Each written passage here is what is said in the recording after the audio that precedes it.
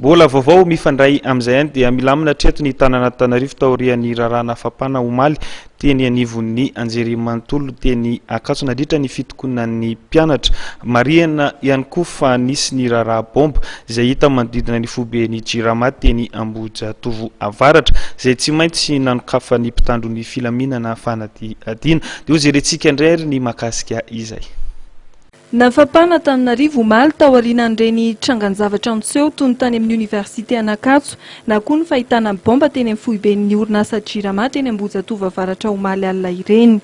Raha ny fanazavana voaray dia nahitana bomba artisanal teny Ambohijatovo Avaratra manodidina ny tamin'ny Enorariva omaly. Avy hatrany dia nisy naplaza mitandro filaminana avy ao amin'ny Moreg. Mbola nitoy androany ny fitandrona amin'ny filaminana nanodidina ny faritra ny Ambohijatovo Avaratra raha ny fanazavana ny lehibe ny farim-piatidian'ny Gendarmerie Analamanga.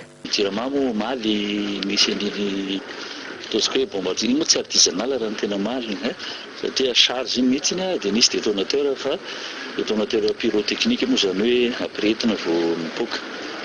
Dia ao anatin'ny fanadihadiana mihitsy ny section de recherche criminelle gendarmerie ny Fiadanina izay mifandray amin'ny Jirama. Nao tsy maintsy jerena hoe avy aiza inona ny marika an'iny, ahoana no nahatonga an'iny tao, tsy maintsy jerena izay zavatra izay. Esoran'Andriamanitra moa tsy mifoky ny zavatra iny zany azo atao hoe voasoroka ny loza dia tsy maintsy ny fepetra raisina fanandrify amin'izay na iza nanao n'iza nanao iny fa dia ao anatin'ny fampitoerana tanteraka ny section de recherche criminelle eny Fiadanana.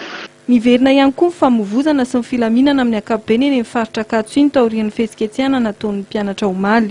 Mbola mitoy kosa nefa ny fanadihadiana an'ireo olona nosamborona nandritra izany fihetsiketsehana izany. Iny moa zany araka ny voalaza araka ny voalaza foana hoe tokony tsy hanelingelina ny fiainam-bahoaka ny mouvement social rehetrarehetra izay atao zany.